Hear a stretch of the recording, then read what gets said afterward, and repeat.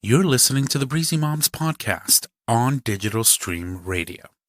Most days I have a plan, but today I don't. It's okay. It'll be good anyway. Stick around. Hey everyone, you're listening to the Breezy Moms podcast, a weekly show that chronicles the adventures of motherhood. I'm Candace. Now let's start the show. Hey! Hey. How are you? Good evening, Miss Candace. Good evening. How are you? I'm wonderful. How are you? I'm good. I'm building the boat as we sail. Well, that's okay. It is Thursday, and it's time for the Breezy Moms podcast coming to you live Booyah. on Digital Stream Radio and on Facebook Live as well. We do have a live stream for you folks to watch us on there as well. And, of course, the show starts every Thursday at 7:30-ish. Is it 7:30? I think we're doing great. Yeah, 7:34. That's okay. Oh, okay. 7:30-ish. Eastern Standard Time, and you can find that on all the great places that play this amazing podcast. And Candace is here. We weren't here last week, but we are here now. I know. I was bummed. And that's part of, so here's the thing is that the week kind of just like, I don't even have the right words. It just like bum rushed me last week. And Thursday came around so friggin' fast. And I just wasn't ready. And I was tired. And was it raining? I don't know what was happening, but I just wasn't feeling it. And usually I can push through. And for some reason last week, I was just like, I need a pass. We haven't taken very many passes. No. And so I think in 70 episodes, if we have 2 or 3 breaks, I think it's that we're doing okay. Yeah, she texted me that last week. She goes like, hey, do you mind? And I'm like, girl, it is your show. You don't want to do one break for me. I was like, sure. God. Sometimes you just need a minute. And so I don't even remember what I did.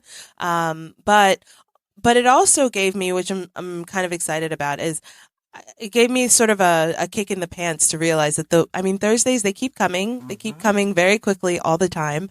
And like clockwork. And I had been in a really good habit of planning for the show well in advance. And so when a Thursday came, I already knew what we were doing. But since vacation, right, since the summer break, I didn't keep up with that. And it really made me realize that, like, planning, there's a place for planning. I like being a little bit spontaneous, like tonight.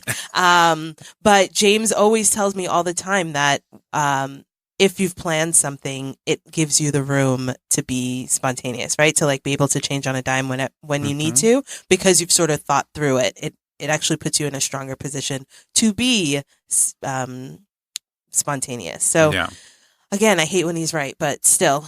So I took some of the break that I took last week to reach out to some folks for the upcoming shows. So I have some fun interviews lined up and coming in the next couple of weeks. So definitely stay tuned for that. But it just reminded me that I still need to plan things. And even when you feel like you're getting good at something and you're on a roll, that you can't like lift your foot off the brake at all, because then it's so easy to fall off. I don't know how good you have to be to like be able to take to slow down and not fall off, because I feel like we've been doing really great. And you just need good brake pads, that's all. You know, go into one of those auto stores or AutoZone, get yourself one of those brake pads that have lifetime warranties on them. Put them on and just take it easy. Well, I think, I'm struggling with the right analogy, but I think it really feels like when you are trying to diet and trying to eat better, and then you have like a cookie and you're like, fuck this, I already had a cookie, might as well eat the whole bag. And it's the difference between the people who are like, all right, I had one cookie, that's okay, we'll try again tomorrow, and the other people who are like, oh, I had a cookie, I might as well eat the whole bag. Except that in this house, we can't do that kind of diet because her husband keeps sending them damn cookies. It's true. And they're so good. They're are. Ginger snap, double ginger snap cookies. Triple ginger snap cookies from Trader Joe's. Oh, they're amazing. Anyway, he's in trouble. Yeah, he's in trouble. So anyway, that's where I was. I mean, that's where we were last week. We weren't here. But it's just the mind frame that I'm trying to get back into, to like plan and prepare and and everything will run smoothly from there.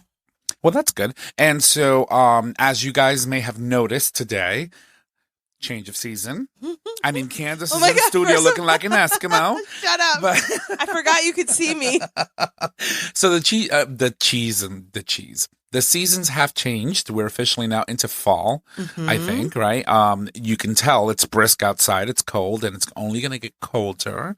And so I don't have my air conditioning running, thank God. I realize that because I'm actually, to be fair and totally transparent, I'm feeling a little hot because I have on too many layers. Well, and you're not running the thing. No. I can if you want me to. No, thanks. I can just take off the sweater. One of the sweaters that I have on. She walked up in here looking like an Eskimo. I was proud of her. I was like, look at her. I had a jacket on top of a sweater, on top of a sweater with a cowl, whatever. I was cold. I had like a piece of my neck was out that wasn't covered by the scarf, and I got my neck cramped, like the muscle. It's like the cold hit me, and I just cramped. I was like, oh snap, I'm old is really what I was thinking. So anyway, I'm going to enjoy this rosé and hope it loosens up my neck. Oh, it's going to warm you right up. So, all right. So, Candace, I have a question for you. I'm listening. How are your beautiful, amazing, constantly growing boys? I know, they're good. They're really good. I always say that because they're always good. And whether they're never bad, but whether they're not good or not, they're always good. I think I told you that Lincoln gained 10 pounds while we were away, like over the summer, not even over the summer, like over the month or something. About this. Turns out he also grew an inch. So he comes home. Sometimes he comes home. I'm not feeding him anything. He refuses to eat. Like, I don't know what's happening. But he is, I mean, every day he comes home from school and I'm just like, how are you in kindergarten? Like, I don't understand it at all, because I'm looking, when I go to the school and I see other kindergartens, I'm like, oh, that's what a 5-year-old is supposed to look like. This kid looks like at least second grade. You know what I mean? Like, and so it makes me feel weird because I feel like I have little tiny babies, and it just makes me do a fear spiral into like, what about when he's 15 and he's a head taller than me? How am I going to handle any of that? How did I get to be like a grown up age where I have a 15-year-old? I just like start to spiral and try to remind myself that he's still only 5 and that he's awesome. Can I tell you what we're practicing right now? Sure. He saw me filling out the permission slip for something, and he saw me put his name and my name and then write my signature. And he goes, Mom, what is that? Why are you like, what is happening? And I said, oh, that's a signature. And we went through this. He's like, what's a signature? And the baseline thing that I could say, that I could figure out without going to the dictionary, was that a signature is your mark. It's my mark. People can try to make it, but it's my mark. And so everybody has their own mark, given that he can't write cursive. So it is cursive. That's what it's like when the letters, I told him, when you connect the letters together. And so he started, after we had that conversation a couple days ago, he started trying to connect his print letters together. And so he's writing his name on his homework sheets, and he's like, Mom, look at what I did here. I connected the O and the N, and I connected blah, blah, blah, blah, blah. And so I was like, that is super cool, but I also want to make sure that you print it so that your teacher doesn't think that you have a problem with writing prints. He said, but I want to do a signature. I said, okay, so let's practice. So he has a notebook, and he's been practicing making his own signature. And I looked at his notebook yesterday or something, and he has 3 or 4 pages of just him scribbling like along the line, and it looks like a crazy person, whatever. But I saw it and I immediately knew that he was trying. So I said, Lincoln, were you practicing your signature? And he goes, yeah, I think I have one. And he's just like, oh my God, 3 or 4 pages of him just scribbling. I'm just like, I don't know what I'm supposed to do with a 5-year-old who has a signature. Like, I don't know what to. I mean, like, but at least he picked up the concept. But that's exactly what I'm getting at. Are we even teaching cursive in schools nowadays? And are we even going to, as a society, teach our future generations to write in cursive? I know. I know how to write in cursive, but I don't know how to write pretty cursive, like calligraphy. Like, we've already lost that art of calligraphy. Yeah. And we're definitely losing the art of cursive. I mean, think about it. If we're not teaching cursive in 20 years, what are we going to do? when they go sign something, what are they going to print their name? Yes, that's my signature. No, you make your mark, right? Like I told him it was a mark. X People are really going to do like people's signatures are going to start to look like my 5-year-old signature. It's just going to be some random squiggly lines. Well, and then I keep forgetting that we're advancing so much with technology that eventually your signature is probably not even going to be required. Yeah, you just need your fingerprint. Yeah, either your fingerprint or some sort of biometric thing. I mean, these phones nowadays, I can look at my phone and authorize a credit card payment. That's true. Interesting. So I just thought it was really cool. And then the other thing about Lincoln is I found this little pencil thing kit that my friend Isabel sent for him a few years ago, like a long time ago, way before he really needed it. And like a hoarder, I held on to it. So today I decided to offer it to him. I was like, hey, I have this pencil case for you from my friend. It's got a pencil and sharpener and ruler and all of these things. And we'll put some crayons in it. And so then you can have all your stuff together for when it's time to do homework. So I said, Lincoln, where do you want to keep this? Do you want to keep it in your book bag? And he goes, no, I'll keep it in my office. Oh, he's got an office. Died. So a couple months ago, I set up in their bedroom. It's like a folding table, like a card table, and it has the legs that when you close up the table, the legs have two settings. So I have it on the shorter setting, so it makes it at a kid height. So I put this table in their room, and then I set up like just like a letterbox with some construction paper and some flashcards and some little things. And there's a tablecloth on it and a lamp and a picture and a little trinket box, a little treasure box or something, whatever, and a chair. And I told him, okay, so now you can have your own bedroom office. This can be your office. And he goes, oh, cool. I need a clock. I was like, wait, what? He wants to tell time. So, and then I put a lamp there that was a lamp that I had from when his room was a nursery, right? His little tiny lamp. And he saw a more modern kind of lamp that James had that he wasn't using anymore. And he was like, Mom, can we have this lamp instead? I'm like, listen, this is not an actual office. Like, what is happening? But he's totally into his office. I gave him it's a laptop case bag. It's just like a soft neoprene kind of thing. And again, I was looking for a way to keep, like quote unquote homework stuff. So things that I wanted us to remember to look at, maybe not every night, but with some regularity. And I find that when I'm trying to do those things with him, it's always like the paper is here and the book is over there and the thing is over there and the note and the pencil, blah, blah, blah. So I was trying to make a little kit so that you just go and get your neoprene kit thing, and then we'll work for 20 minutes, and then you put everything back in the kit and you put it, so he keeps it in a little magazine rack that I got from him from Goodwill that's on the floor right next to his desk. And so whenever we want to do something, you just pick it up and all the things are there. And so not only is it all together and easy not to lose, but it also is like it's a plan, right? So I don't have to spend any time thinking about, oh, tonight we have 20 minutes. What should we work on? It's like 3 or 4 things or 5 or 6 things. And you can pick any 2 or 3 of them and still know that you've done like a good amount. And you do realize that eventually he's going to ask you for a filing cabinet, right? A filing cabinet. He's been asking me for a laptop. I mean, the dude is 5 going on 39. I don't know what's happening. And how's that? But I love it. He's good. He is in pre-K 3 and has gotten through, it's like 3 weeks of school now, since he missed a couple days. And he still doesn't like school, but kind of likes his teacher. It's a very interesting thing where we had a Monday holiday, so he had a few days away and he kind of missed it and wanted to go back. But once we get back into a regular routine where every morning is school, he's just as soon as you pull out his uniform, he goes, "Is today a school day?" He's too funny though. That little man is going to be something, I'm telling you.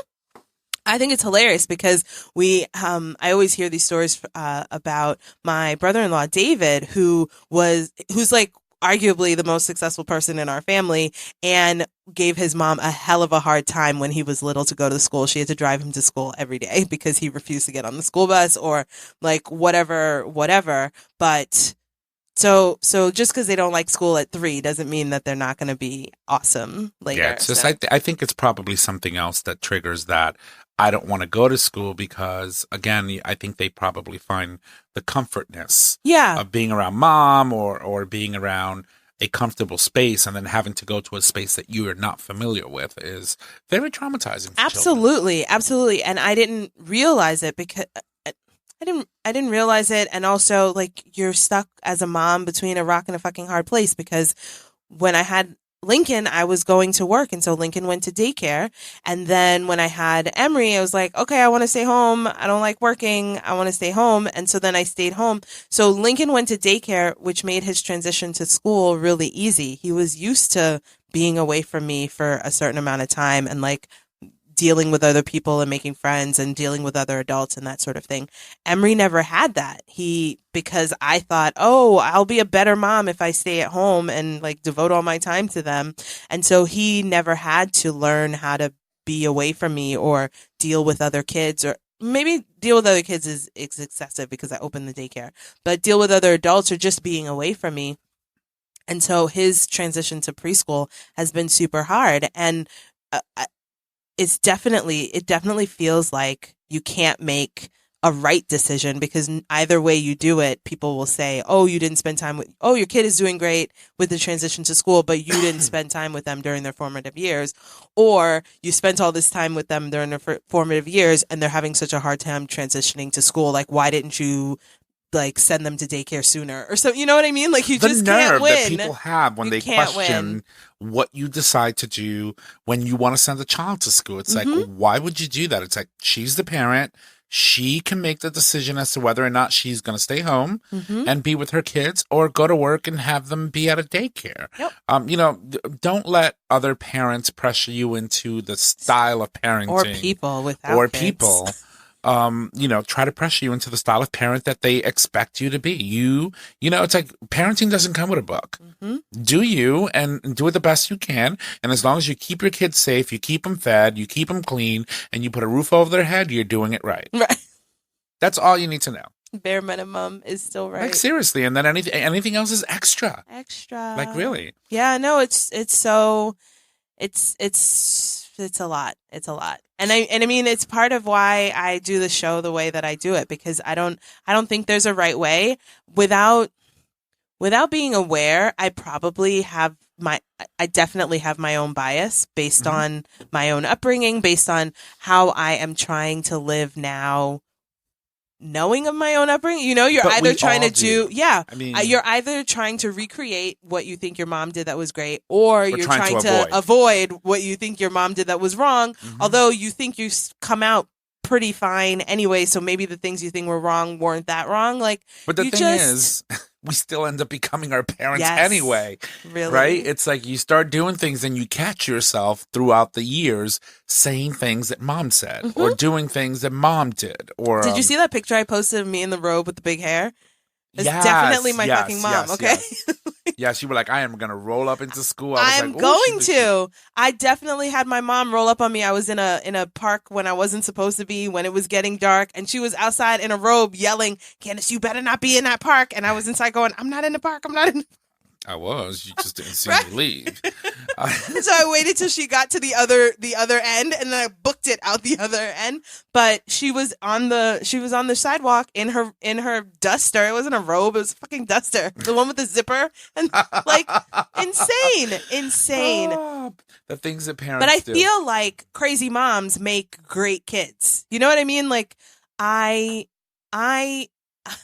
it's trying either that or make for great stories. And great stories. But I think that my parenting goal, right, is to toe this line, not for my kids to be afraid of me, but to not know the extent of what my crazy might be and not be willing to find out. You know what I mean? I think that's smart, though. I just feel like I really don't want them to be afraid of me. That's not what I want. I just want them to be a little weary that, like, I could do anything, and today's not the day you want to find out. Yeah. So, well, that's cool. That's how I felt about my mom. So I want to bring it back like, let's see, this is episode 71 that we're recording today. Yay. I want to bring it back like 50 episodes. Ooh. I want to go back a little bit because when we first started, around the time when we first started the show, Lincoln was younger, but he still looked older. And he also had an issue in where you were trying to teach him how to speak certain words and vocabulary and things like that. And he was really struggling with it. How is he doing today? So he is doing much better. We had him reevaluated.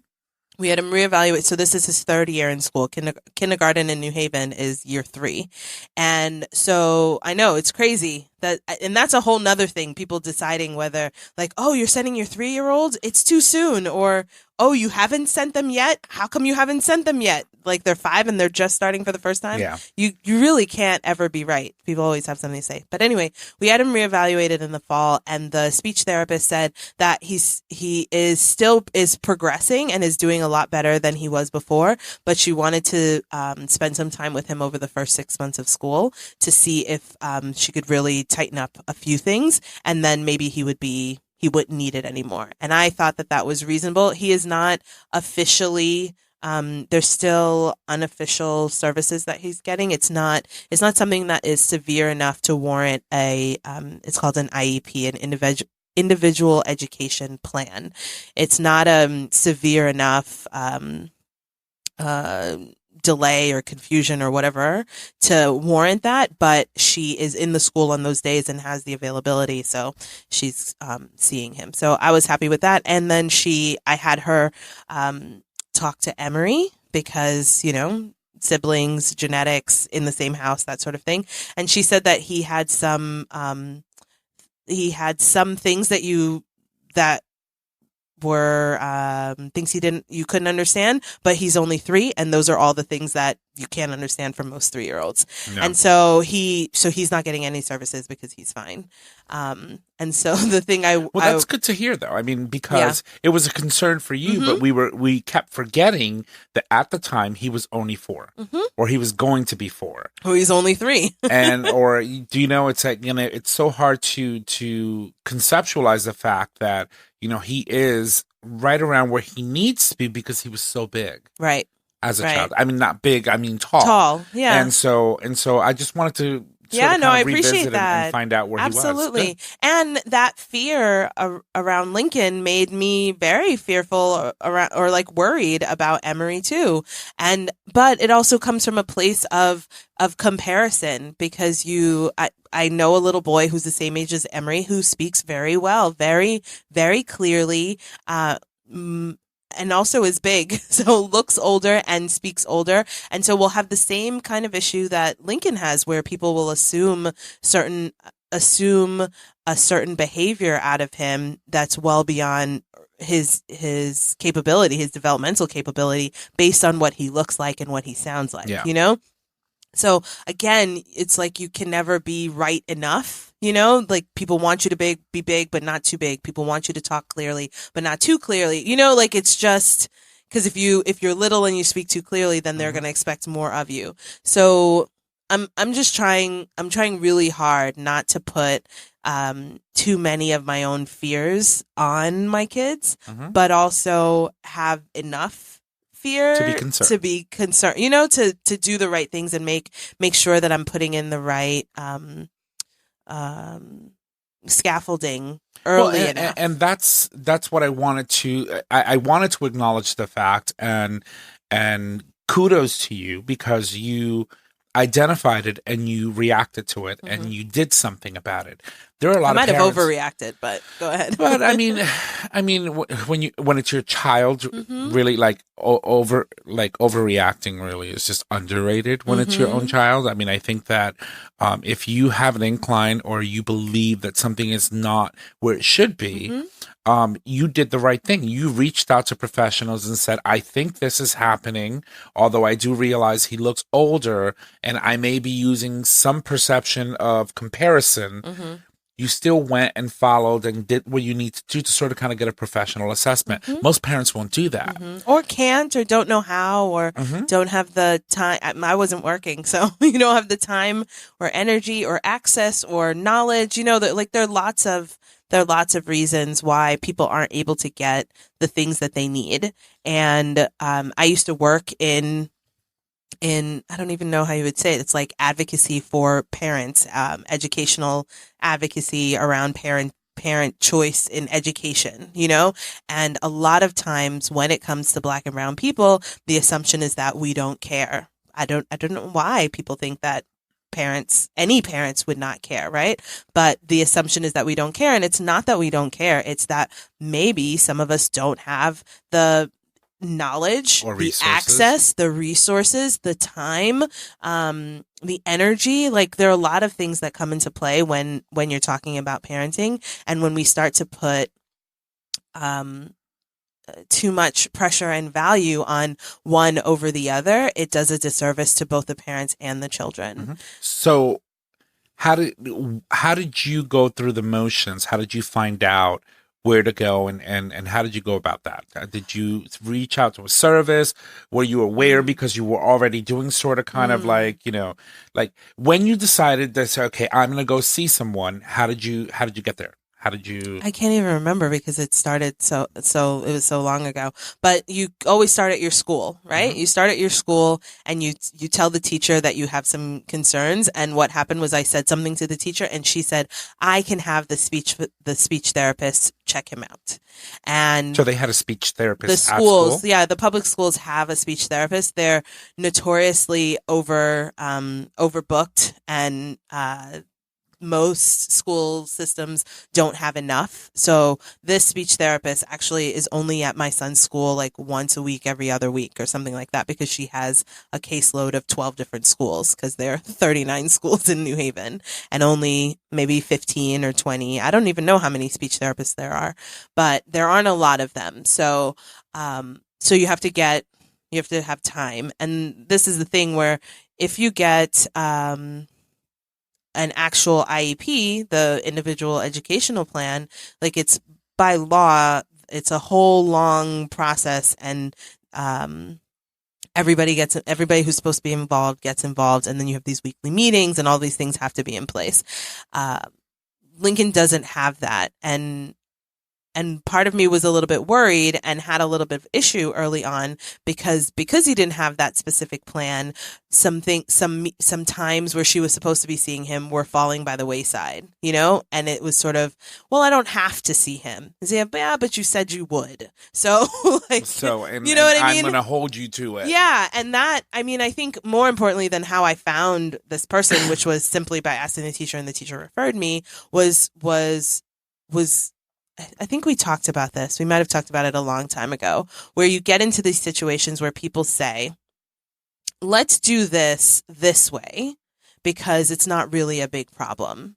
And then when they miss a few steps, they say, oh, but we didn't have to do it because we did it because we're not doing that way. You know what I mean? So because I didn't have an official IEP, it's almost like I couldn't hold her responsible for missing a couple of the meetings she said she would have with him. Yeah. But she told me I didn't need an official IEP because it wasn't so bad. You know what I mean? So it sort of puts you into this place where you feel like you can't hold them accountable because you don't have that official IEP paper. Is not necessarily required.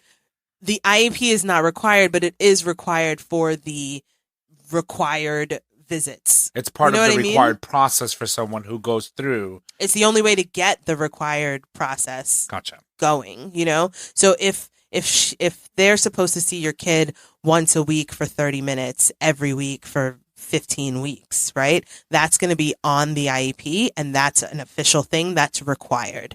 If you don't have the IEP and she says, oh, I'll see them this week. Oh, by the way, I was sick, so I couldn't do it. And then I was sick and then I couldn't do it, blah, blah, blah. So we've gone 4 weeks without having it. It's almost like you can't do anything about it because there's no official document. Unless you're Candace. And then course, right. You know, And then I'm going to walk up into the school. I was like, no, listen. In my robe. You said, with my big ass hair, you said... Yeah, and that's what I had to do. And I went to the principal and I was like, what's going on? The principal was like, I'm not her boss. You should talk to her boss. I was like, who's her boss and what's the number? But that's how you. So you ruffle a few feathers. These are your kids. Yeah. And, you know, and if I have you a friend feel who's the master of that shit. I don't know how she manages it, but she is a feather ruffler. Hey, listen. it comes naturally to some of us. So, and if you have that gift, good, because that serves you well in life. Yeah. You know, a lot. I think it's important to hold people accountable for the things they say they'll do. And I think this is something that we learn in many aspects of our lives. If you say you're going to do something, do it. Right? Because when you don't, people don't look at you as someone who's reliable. Yeah. And so it's hard. It's hard to be reliable. It's hard to be reliable and reliable to a fault. Yeah. And some people are reliable to a fault and they upset people still. So, you know what I mean? Like, oh, I can't, oh, baby, we can't do this thing because I said I was going to help so-and-so with so-and-so thing. And I'm like, ah! What do I do? But I need you to do something for me. You know what I mean? Like, so again, there's just so many ways that, it feels like you can't win. There's the adage, the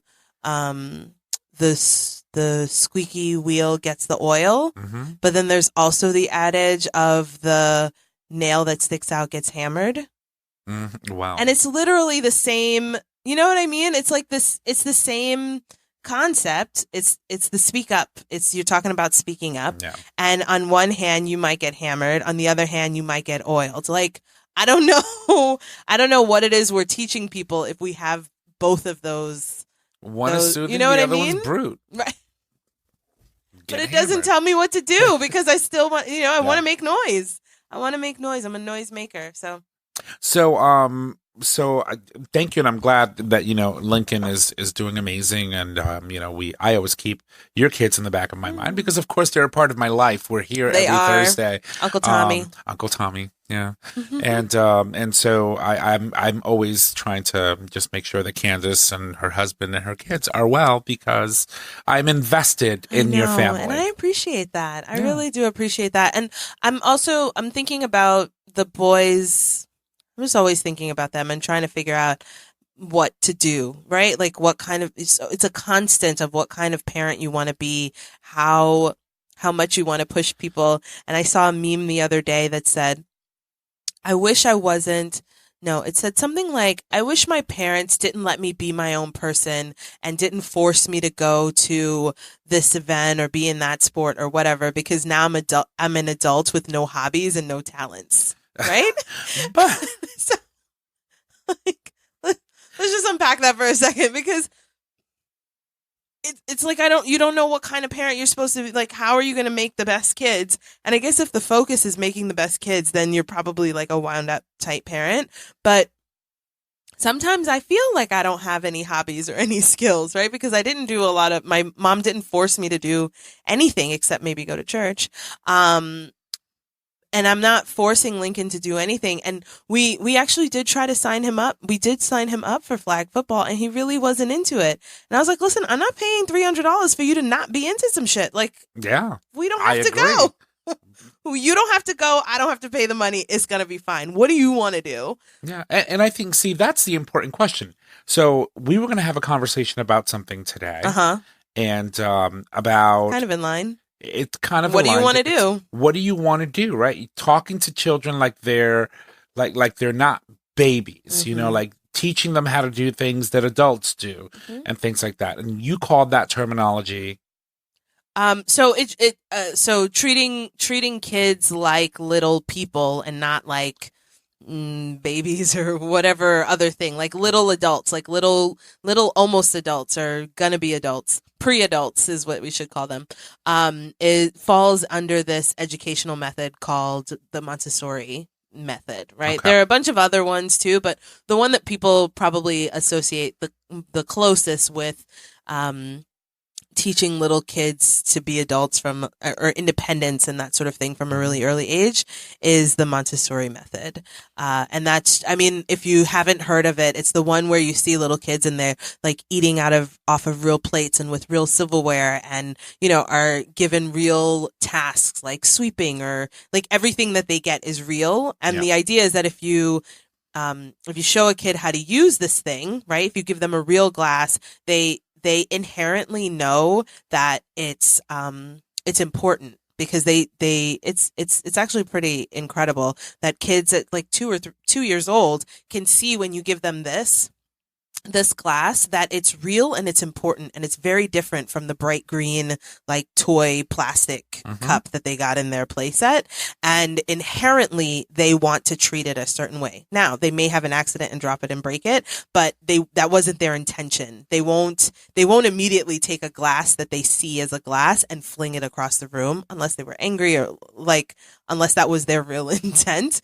And so if we give kids a chance to be real people early on, then they just get some good practice at it. And, So what I was trying to get at when we were talking before, and we were talking about asking children what it is that they want to do. Because as a parent, they let you know what they're interested in. And if it is something that you think, they can do something good with, encourage that. I think that finding, even just observing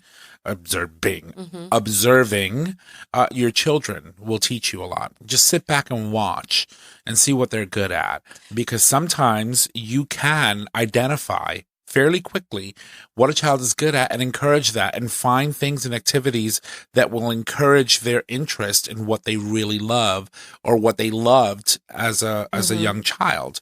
And I find that doing that, in my experience with people that I've spoken with, and where parents have supported things that they liked, there's a lot of success on the ends of that spectrum versus, I think that's stupid. No, you're not going to be a football player. You're going to be a doctor. Yeah. And so, but a lot of people don't realize that you can go to doctor, you can become a doctor, go to school for 8 and 14 years after you're done with high school, and get a really good job and a really good paying job, but you can equally make just as much or more as a professional football player. So, I mean, if you're looking at one position having more prestige than the other, they're both equally as competitive, because when you really think if you're putting those two things together, football and doctor, like the prestige thing. But I think that the thing about parenting in that we're all trying to figure out as we go along is that you don't know, and you are trying to survive, right? A lot of parenting is trying to survive. And as much as I would like to say that I want to observe Lincoln or my kids to see what their interests are, like, I'm just trying to get through these hours after school is over, between when they get home and when it's time for bed. Like, there's so much shit to do in those 3 hours that sometimes drag to 4 hours, because last night Emery wanted to take a bath for an hour, and then the drama and dramatics that came out of getting him out of the bath were just, out of this world. I couldn't, maybe he should be an actor. Like that, the observation for me was, holy shit, you just took that up the notches so high that maybe you should be an actor. Like, I don't know. You know what I mean? But you're just trying to get through. You're just trying to survive. And I see so many of my own clients, especially with young kids. Like, we all want to be really great, but we haven't slept in 3 days. Yeah. You know what I mean? And so I really want to appreciate this little fucking treasure that you're trying to show me all the details to. And maybe that means you're a budding scientist and you're really interested in science and you're really interested in butterflies. I don't know what it is, but right now I can't see straight because I haven't slept in 3 days. You know what I mean? So I just want to make sure that even though I'm trying to be encouraging and I am trying to be the best parent, and I'm trying to, right now we're trying to teach Lincoln how to read. We're trying to teach him how to speak. We're trying to teach him how to write in cursive. I'm trying to help him identify a signature at 5 years old. Like, some of the things are well beyond what's necessary, but he's interested in it. And so I'm running with it. You have to, because that means that he has an interest in it. He's going to pick it up. Yeah. And he'll do it. And I can probably, I think that by the age of 6 or 7, he'll be able to have a signature. If he sticks with it. And that's sort of kind of what I was trying to say, is that, roll with the things that they are interested in, because sometimes, you'll be surprised. And they'll learn a lot of it makes me think of the conversation we had with Maddie, where she mentioned, so she was doing world schooling, but there's this thing called unschooling. And and just all these other, I mean, there's so many educational methods, but this idea that you don't have to do rote memorization or like, rote, or do anything rotely. I don't think that's a real word, but like you don't have to purposely say, okay, we're doing worksheets now because we're going to learn how to write cursive or we're going to learn how to like identify these letters or read or whatever. You can find something that they're interested in, right? So he's interested in making a signature, and to do that, you have to write a little bit of cursive. So that means kind of we're learning cursive. You know what I mean? Like, so finding a way to learn the ABCs and arithmetic through whatever avenue that they're actually interested in. If they're interested in superheroes, then like there's actually a superhero ABC book, right? Like if that's what they're interested in, you can still teach them ABCs and 1, 2, 3s and whatever's in that way without thinking that it has to be two separate things. Or forcing them to do it in a standardized, traditional way. Right. Which is cool. So that's awesome. So let's go back to this method that we were talking about. Montessori? Yes. Tell me, who? Oh, I don't know. How does this come about? I don't know. I don't know if I really want to talk about the Montessori method. All right. Well, moving on. Hot topics? I guess we could talk about hot topics. No, I mean, I think that the Montessori thing, I would really like to have somebody come on and talk about the Montessori method with us, because I only know as much as I watched on YouTube, right? What? My light bulb just went off in my head. Okay. So I'm over here bringing conversations that are supposed to be for never mind. Anyway, it just fell. It's okay. Light bulb went off. It's okay. I'm wondering why she was looking at me like I had no head when I started talking about that. But anyway, go ahead. It's for another conversation. We can't have it twice. I mean, this. I guess we could have it twice. It's your show. You can do whatever you want.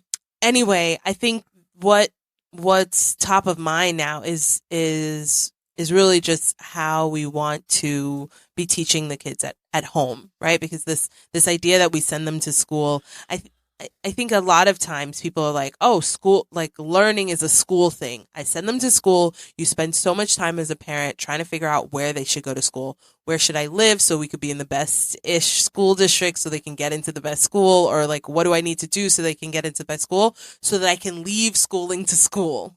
You know what I mean? Like that feels like the right, maybe not the right thing. I don't want to say the right thing because the expectation is if they're going to school, they're going to learn, and that's the place where they do it. Yes. And so what we are managing at home, and what I am managing with James, is that it doesn't matter where they go to school. Or it doesn't have to matter where they go to school. And I say that in terms of like, just because you are in a place where it's like super fancy, if you send your kid to school assuming that your fancy school is going to teach them everything and you're totally hands off and you don't pay any attention, your kid's probably going to come out mostly screwed anyway. You know what I mean? If you are in a fancy school and you're kind of involved, then maybe they'll also, or maybe if you're too involved, they'll probably still be screwed. But just the idea that we're running with is like, school isn't the end all be all. Yeah. And that a lot of what makes your kid successful is the foundation that you give them at home on how to be a reasonable person, and the additional support you give them at home in case they're struggling in school. But not only that, it also gives you an opportunity as a parent to identify some needs if they're there, right? Because if you're relying on just school and teachers there to educate your child, and you're not really paying attention as to what they're comprehending, what they've been learning, as a parent, you may not realize that your child may have a problem. That gets swept under the rug that you're thinking is being taken care of at home, at school. And they think are being taken care of at home. And I think that, you want to be able to sort of kind of feel that, that you are a big part of their development, and growing and becoming, in your case, would be two amazing, grown men that are going to do good things in life. And so as a parent, I would hope that you would want to You don't have to, again, but you would want to. That you want to, and then you do that to the best of your ability, given your time, energy, resources, like all of those things come into play. So that's what we're trying to manage at home. And so that looks in some cases like at 5 years old, my kid is going to have a signature at some point, right? Yeah.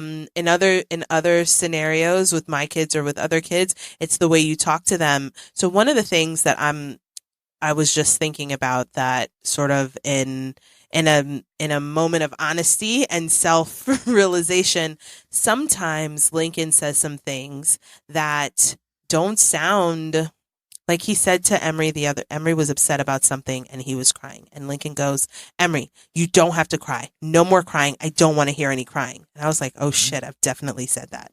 And so I was listening more and trying to figure out, like, just watching to see what was going to happen. And Lincoln was just really adamant about, like, tears are not necessary right now. You're crying for no reason. I don't want to hear any crying. Just stop crying. Let's fix the problem. You know what I mean? And I was like, and my initial thought was, Lincoln, that's kind of harsh. Like, he's upset about something. And then I was like, oh shit, I'm really certain that I've said it that exact way. And so a lot of the things that they are learning are not things you are directly teaching them, like, oh, let's do 1, 2, 3s. It's just your everyday part of the observational observation of how you're behaving. This whole, like, do as I say, not as I do. Mm-hmm. They definitely do as you do more. Of course. I mean, especially at that age, they're like sponges. They want to, like, really take in everything and just run with it, Especially words. 2, 3-year-olds, they start repeating stuff. I know today a little boy in my program said, not today. And I was like, it's like, you're right. Not today. Not today. See, I feel like my child would probably be like, not today, Satan. Right. Not today. Because that's something that I say often. He said, today is not the day. And I definitely said that to him. It took like an hour for him to go to sleep today. And I was like, listen, today is not the day. People are teething. Everybody was having a hard time today. And so this kid who usually goes to sleep easily, he was all over the place. And I was like, not today, not today.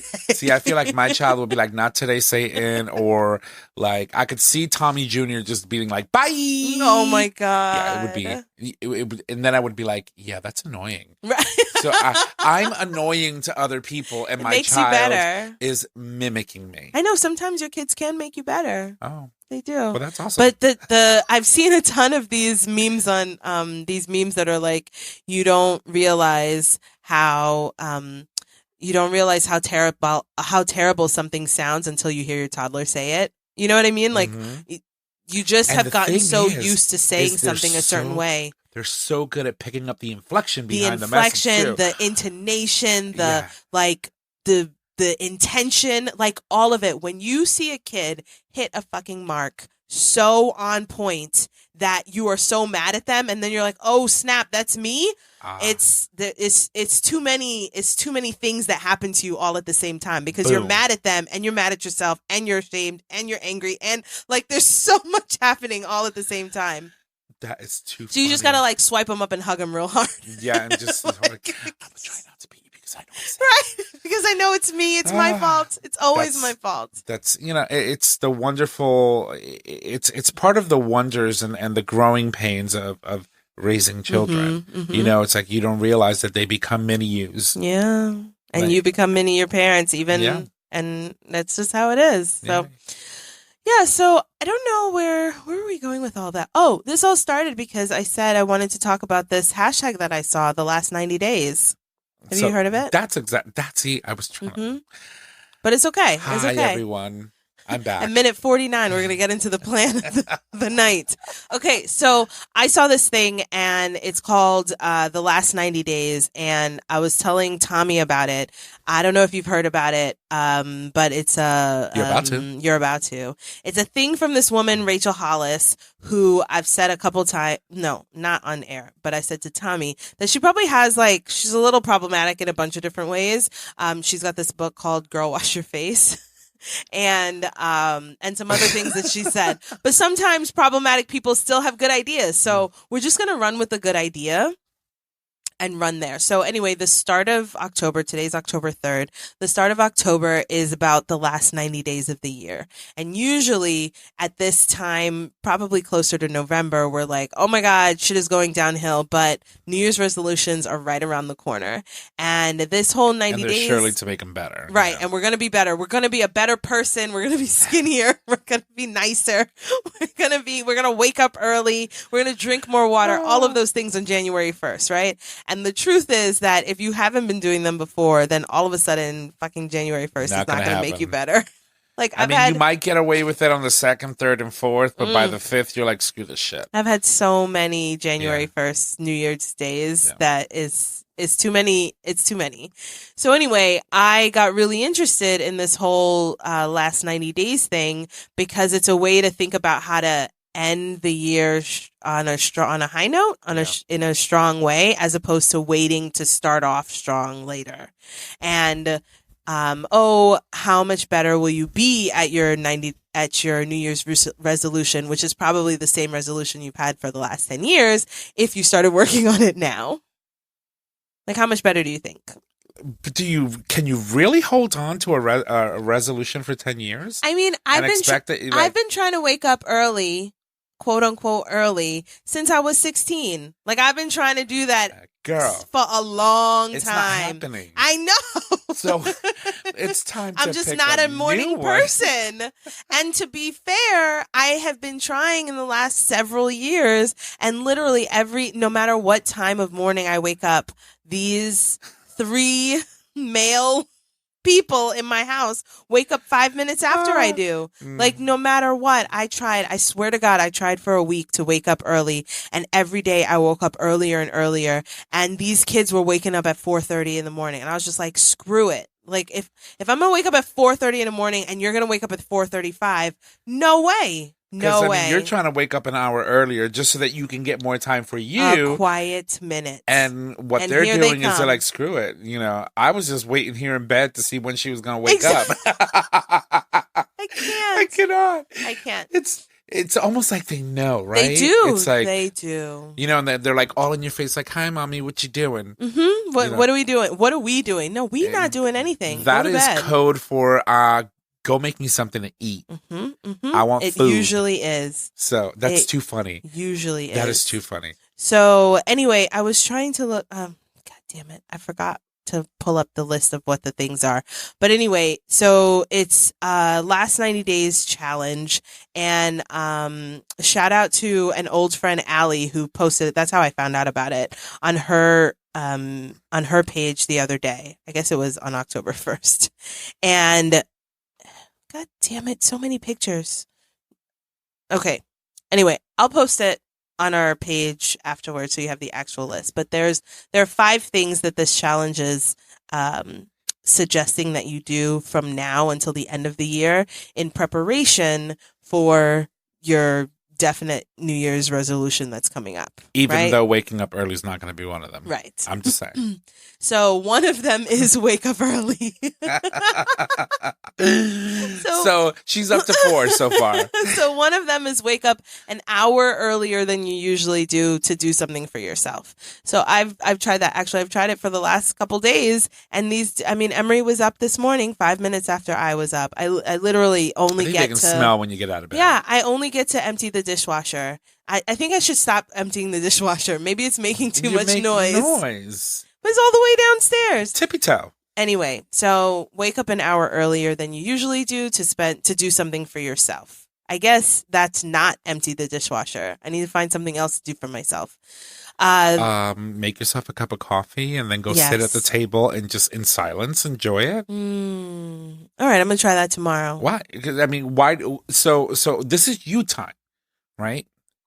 Why do you have to empty the dishwasher? Listen, that's going to open a whole can of worms, okay? Because me time is all of these things that affect me. You can have your assistant do that when she comes in. But still, I'm just saying, it's you time. That hour is for you. I know it's hard to figure out what you is when you are a mom and a wife. Listen.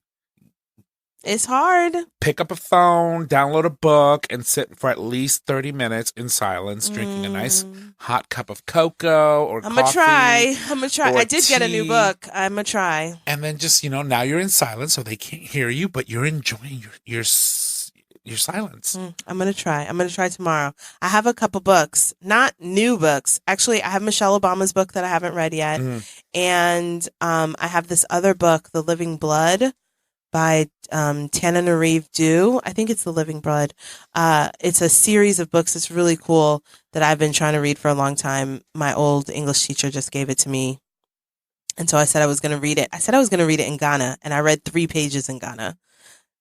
I said I was going to read it on the way, I said I was going to read it in Ghana, or I was going to read it on the way to Ghana, but I was the one single traveling with the kids. Like, you can't read a book when you're trying to keep kids alive. Like, it's... Well, that's true. No, but I think it's unfair because your senses would have been going like bananas, right? And then, so... how would you read a book when you're trying to take in this amazing, beautiful country? Yeah. It's that's totally not the time. That wasn't the right time. Yeah, no. Anyway, so wake up an hour early. The number 2, I don't, in no order. This is the order that I'm remembering it from reading it on my phone screen at 3:00 in the morning 2 days ago. The another one is to drink half of your body weight in ounces each day. Try to flush your system with some agua. That's not hard to do because you were also trying to... First of all, it is really hard to do. It is really hard to do. And second of all, sometimes I'm I think I'm drinking more coffee than I'm drinking water, and it's not good. I know it's not good. But coffee is 98% water. But water is water, okay?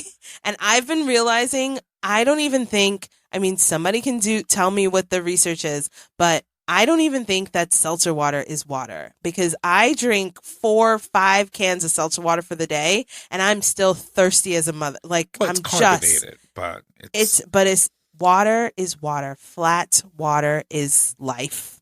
And I have not been drinking that, and nothing substitutes water. I don't think anything substitutes water. On the subject of water, do you drink your water super cold with ice or room temperature? Somewhere between room temperature and right out of my refrigerator. Gotcha. So right out of my refrigerator is cold, but not ice cold. I can't even drink water that's been in a cup in the refrigerator because it hurts my teeth. Okay, so I heard that. So when it comes to water, I heard that you should drink your water at room temperature even on a hot day. Reason being is because when you drink really cold water, you shock your system, body from the inside out. So an average human being has an average temperature about 98 degrees. When you're pumping water that's been chilled to the point of your teeth shattering, when you're drinking it, you're shocking your system from the inside out. And so you end up getting a cramp or pains. And what are you doing? We're drowning. Yeah, it's so that's what I heard. So I don't know. That's so funny because I remember being in high school, the 90s when I don't want to minimize anything, but someone, I'm not going to put it all out there, but I remember that someone used to, the girls, the skinny girls are you have to drink the water really cold because then you burn extra calories trying to warm up the water inside of your belly. I was like, listen, I don't have that kind of dedication.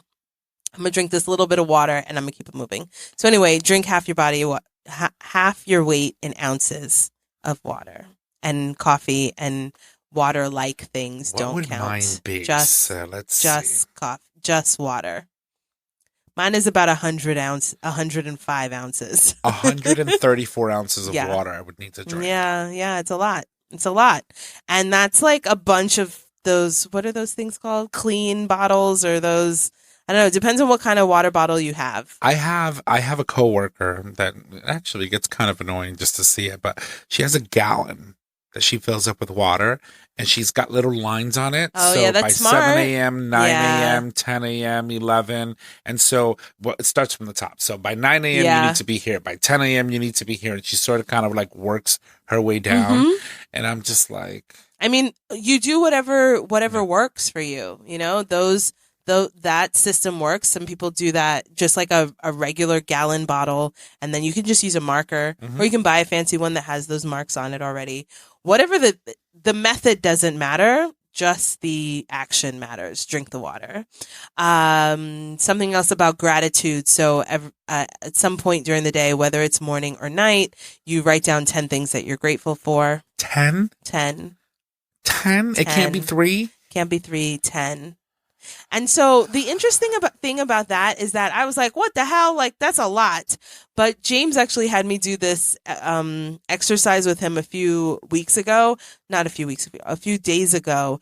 And he was pulling some things out just because he's gotten really good at this gratitude thing and this, like, the universe is always working in our favor thing. But it's also James. And it's also him. But he's just, like, he has gotten so good at flipping shit, like on its axis. I was so mad about something, and he's like, but good for her. She's able to pull through on that. Aren't you proud of her? It's like, no, I hate her. What? He's like, but the follow through there is so, I mean, that's so good. I was like, no, that's annoying. But just there's so many things that you can be grateful for if you think about the positive, like, think about things in a positive way. Disclosure, and I'm just she wasn't talking about anybody in specific. Yes, it was. Yes, she was. But I'm just not accustomed. I don't know if that's the, like, New York in me, the mom in me, the black lady in me. I don't know what it is in me, but it's just always it's just not always positive. So, like, I'm trying to learn to be positive. But I think we all have those moments, though. Yeah. You know, you always have that one person you look at them and you're like, this bitch. Like, what the hell? And sometimes it's your own reflection. Yeah, so like, exactly. You have 10 things to be grateful for. So write them down and write them down. Some kind of movement for 30 minutes, whether that's intense working out or walking or whatever, but just some kind of movement. And then I literally keep forgetting the 5th one. I can't remember what the 5th one is. While you look for it, I'll ask you a question. Okay. So for the 10 things you're grateful for, can one of them be I'm grateful you're not in my face? Like, does that count? Because you started it with I'm grateful? I guess. But if you're going to look for those kind of loopholes, then you're missing the mark. I don't know. It's just, you know, sometimes I feel that. It's like, I'm just grateful you're not in my face. Get away. But I do use that a lot. So, and I have a tendency to, like, take my inside voice, and sometimes I don't realize I'm literally narrating my inside voice, but out loud. And so I ended up getting into a situation where I'm sitting at my desk and I'm constantly thinking, this bitch. And I'm saying it out loud and not realizing that the fan is not going to cover what I just said. And my coworkers, like, they were concerned, like, are you mad at me? And I'm like, no. That's just how I talk. So I work in a computer. I was in front of a screen, and I'm like, I always have, like, all this information, and chances are when something gets to me, by the time it gets to me to fix, somebody screwed it up.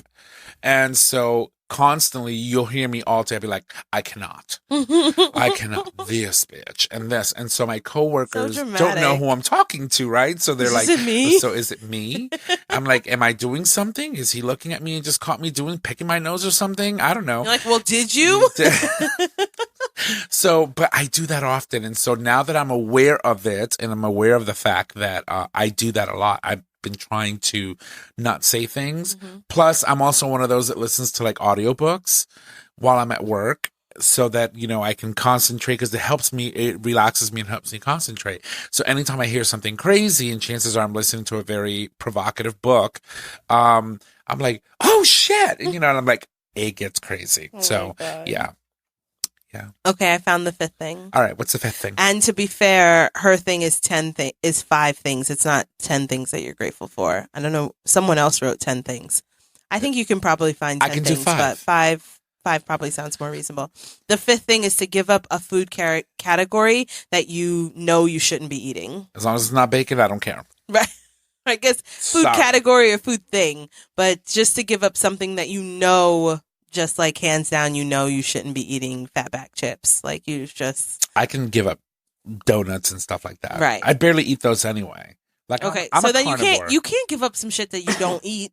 But what kind of thing is that? I've had them, like, I'll have a muffin sometimes, and I'm like, and that's sort of kind of like a donut. Yeah. It's made at the same place. They sell it at the same place. I'm just saying. One thing I'll never give up in my life is bacon and coffee. Okay, so give up something that you actually eat that you actually know you shouldn't be eating. I'm a creature of habit. That means I have to, like, not nourish myself. I mean, it's basically what this is. It's changing your habits.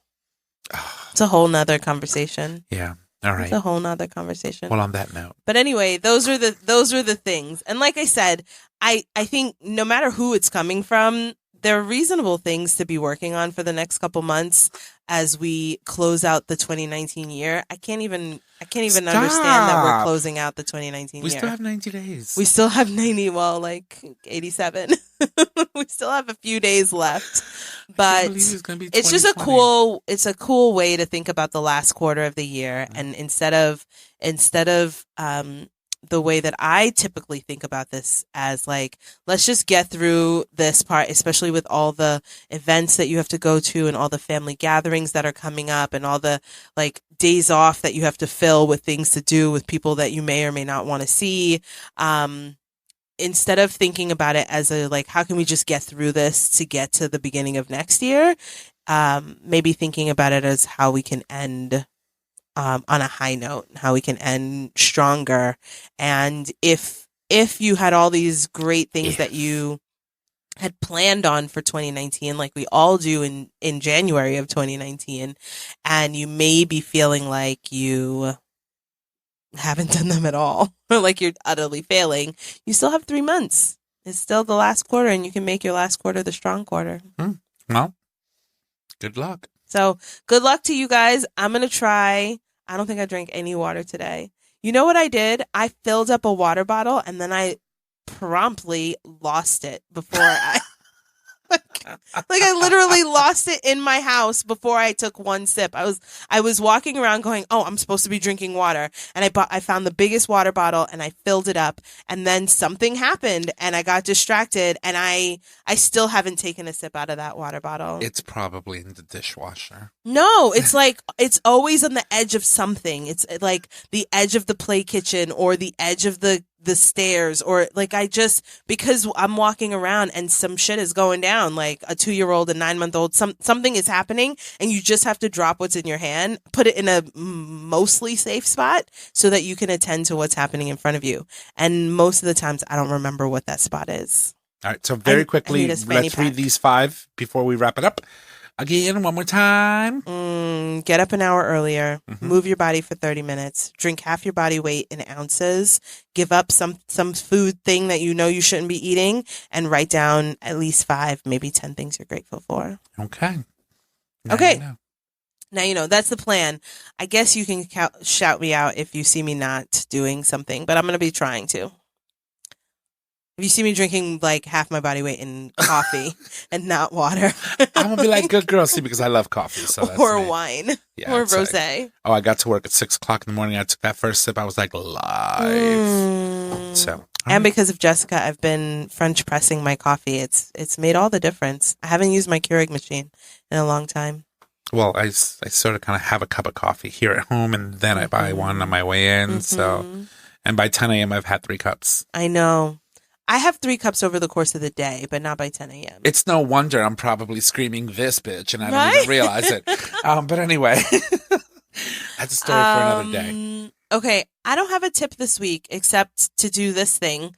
Follow the 5 steps. Or come, like, I mean, these things are so general. This woman isn't a genius for these 3 things. It's the same 5 things that we've all been trying to work on for the last however many years of your life. So I guess now's the time. She's just reminding you. I'm just reminding you. And if there are other things that you think are more important to you, just write them down somewhere and then try to look at that list every morning or every night or whatever time it is that you dedicate to looking at things, and think about those things for the next 90 days, because the last quarter is not a throwaway quarter.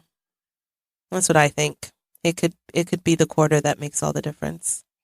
Anyway, that's it. I don't have a tip except for that. And So come back next week when I might have my shit together a little bit more She's than this here. week. She's I'm here. I'm here this week, every week. You can binge some of the shows. We've got 70 episodes. That's right. For you to binge listen to. A lot of them are available on audio, but there's a lot of them that are live streamed now on Facebook. So you can go on Facebook and see those on Facebook Live by visiting the Breezy Moms Podcast page. He knows on all Facebook. the things. I do. And then tune in because we've got some great interviews coming up.